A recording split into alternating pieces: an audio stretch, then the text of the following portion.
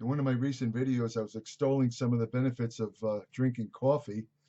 I've actually done a couple of videos about that, about the benefits of coffee. Coffee remains a controversial topic. Coffee is the most popular beverage in the world. I believe it exceeds alcohol, and it's certainly a lot healthier than alcohol.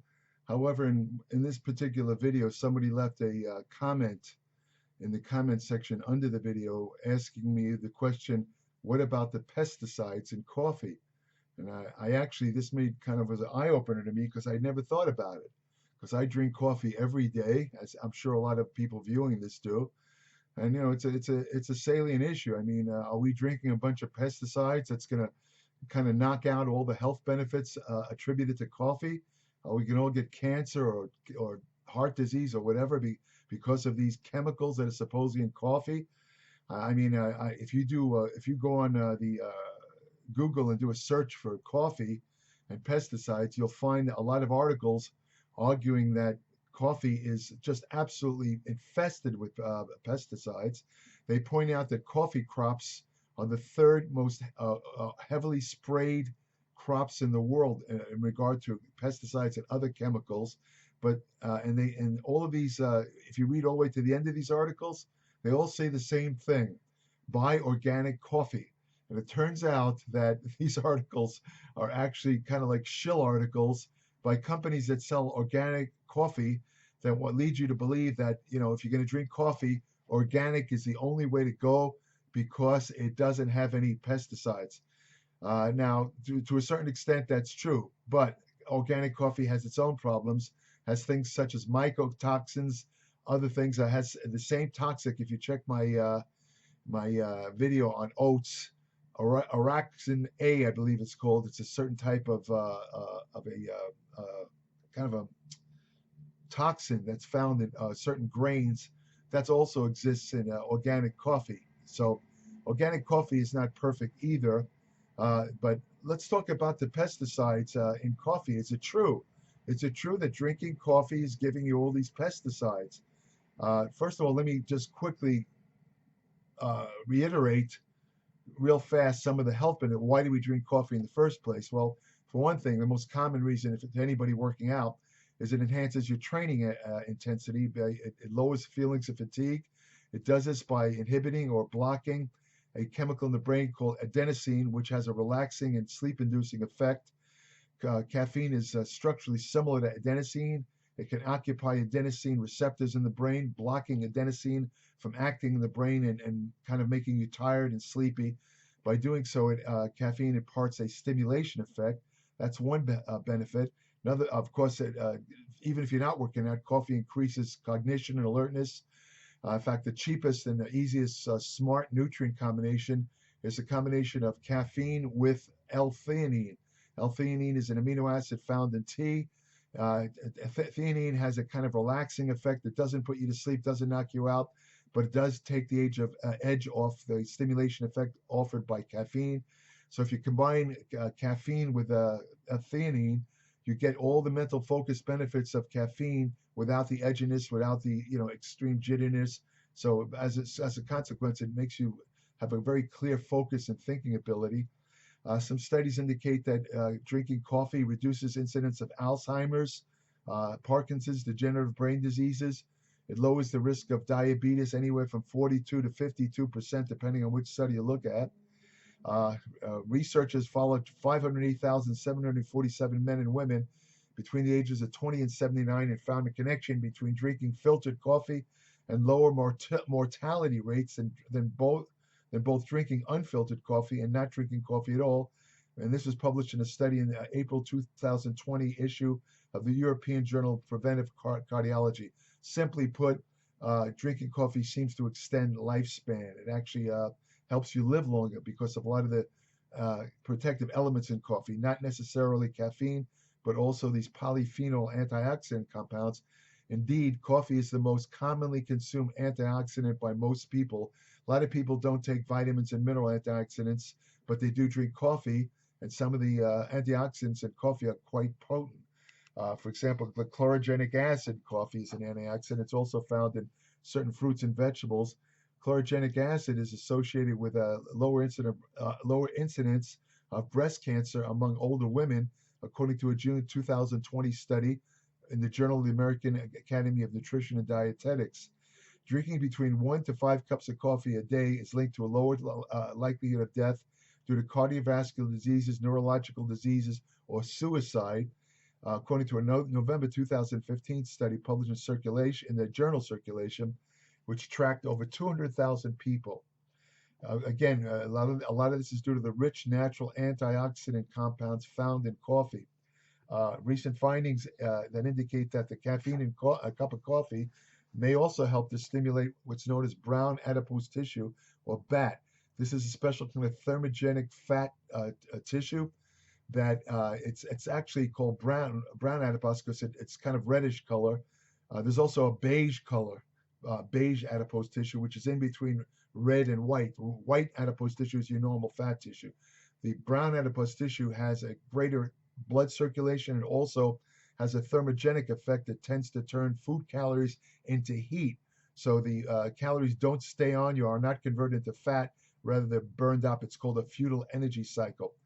In a June 2019 study in the journal Scientific Reports showed that caffeine or coffee can directly stimulate brown adipose tissue, which means it's an actual fat. It is a fat burner. It also explains why you see a lot of just about every fat burning supplement contains caffeine, and because of the thermogenic effects of caffeine. Research also shows that the chlorogenic acid in coffee can help promote better insulin control. That can also help, and that explains why drinking coffee probably 42 to 52% lower incidence of diabetes. Now, what about the pesticides? Okay, that's some of the benefits. That's why we drink coffee. And a lot of us just like the taste of coffee. I like coffee. I myself, I aim for the 4 cups a day that's recommended for health. You can drink more than 4 cups. Sometimes for working out, if you're a big guy, you might want to drink 6 cups because that gives you a more optimal level of caffeine. You need a minimal of 3 milligrams per kilogram of body weight of caffeine to exert an actual ergogenic effect during training. And again, if you're over 200 pounds, that's probably about 6 cups of coffee. I kind of stick with 4. I stick with 4 cups of coffee. It does help my thinking. It makes me feel better and improves my mood. Now, what about that? Let's talk about the pesticides in coffee. First of all, you have to understand what we're dealing with here is coffee bean. Coffee is made from coffee beans. I mean, that's not a mystery, but a lot of people know that. But what these pesticides are sprayed on is the coffee fruit. This is the coffee beans inside the fruit. So the fruit part of the coffee is what gets most of the pesticides, but you're not eating the coffee fruit. When you drink coffee, you're eating extractions of the coffee beans. That's the first thing to consider. Now, there was a global database that listed 42 pesticides that are used in coffee. That sounds bad. 42 pesticides used in coffee. And this is what the organic coffee ads always stress, how many pesticides are used on coffee. But there's certain things to consider about that. On the list of the some of these pesticides include hazardous chemicals, abamectin, cypermethrin, dichlorvosose, endosulfan. I'm not going to go through all of them. They have been documented and used in coffee production. But here's another thing to consider. Out of a study looked at 60 samples of green, this is an important point, green or raw coffee. Nobody drinks raw coffee beans. They're roasted. They're not green coffee beans. But out of 60 samples of green or raw coffee beans from 21 different countries, only 4 had detectable pesticide residue at all. Of these 4, the largest amount was 0.04 parts per million. That's an infinitesimally small amount. That's well below established safe levels. In other words, to put it simply, the amount of pesticides that were found in these green, meaning unroasted coffee beans, does nothing. It's not enough to do anything. It doesn't cause any health problems whatsoever. And remember, coffee is not eaten raw. Again, not eaten raw like lettuce or apples or other crops that are also sprayed with pesticides. The bean is the seed of the fruit. And the flesh of the fruit of coffee is discarded. It's not used in coffee production. The organic coffee people never mention that part. Along the way, the coffee seed is soaked, fermented, and subject to a thorough drying process. Later, it is roasted at temperatures exceeding 400 degrees Fahrenheit and finally broken apart and soaked in near boiling water. This is how coffee is processed. This savage history concludes when we consume only the water in which the previously soaked, fermented, dried, roasted, and infused seed was immersed. Given this history of relentless attrition, it hardly seems possible that much, if any, of the small amounts of pesticides or fungicide residue permitted by law in green coffee ever makes it into the cup. So they're all gone. By the time coffee reaches you, these things are just boiled and roasted away. They're not left in there. But there was a study done in a Japanese journal. It was in Japanese. It was published in 2012. I won't even attempt to name the name of this journal. It's Japanese, but it translates, the title of the study translates into Behavior of Pesticides in Coffee Beans During the Roasting Process. I'll just read what it said. Here's the abstract. In Japan, maximum residue limits for pesticides in coffee are set on green coffee beans, but not roasted coffee beans, although roasted beans are actually used to prepare coffee for drinking. Little is known about the behavior of pesticides during the roasting process. In the present study, we examined the changes in the concentration of pesticides in residues in coffee beans during the roasting process. We prepared green coffee beans spiked with pesticides, and the residue levels in the beans were measured before and after the roasting process. We determined the residual rate after the roasting process. One of the pesticides was not detectable at all, and more than 90% of another pesticide was lost after the roasting. A lower level of heptachlor, that's another pesticide, was left in the bean spiked with one blah, blah, blah, disappearance. Anyway, to make a long story short, there was all, after the green coffee beans were roasted, the pesticides were boiled and roasted away. This was an actual study done in 2012, proving the point that roasted coffee beans, there's just so little pesticides in there, they have no effect whatsoever. And it's something to remember is that when you eat fruits and vegetables, even, well, not so much the organic, but regular fruits and vegetables, there's always trace amounts of pesticides. Never causes a problem. Never causes a problem.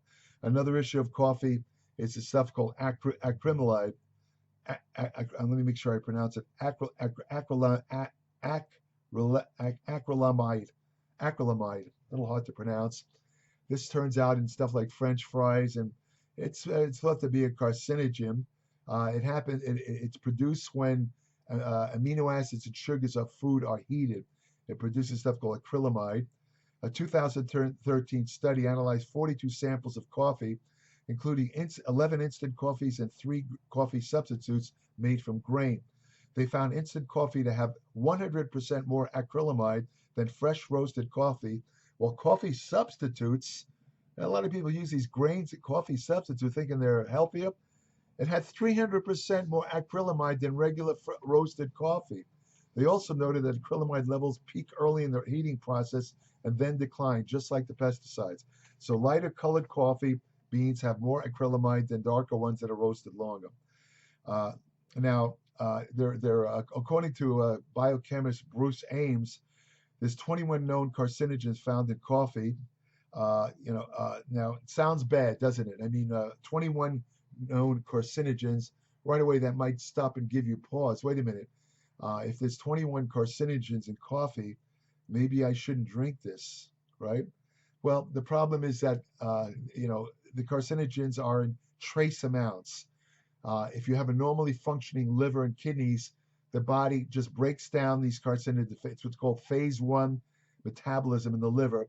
It takes all these tiny amounts of carcinogens, it turns them into water-soluble compounds, and they're excreted harmlessly out of the kidneys, so they never affect you. Want some proof? Here's the proof. If these carcinogens really, or any of the other pesticides that supposedly are in coffee, if they presented a problem, then people drinking coffee should have huge amounts or levels of cancer, all kinds of cancer.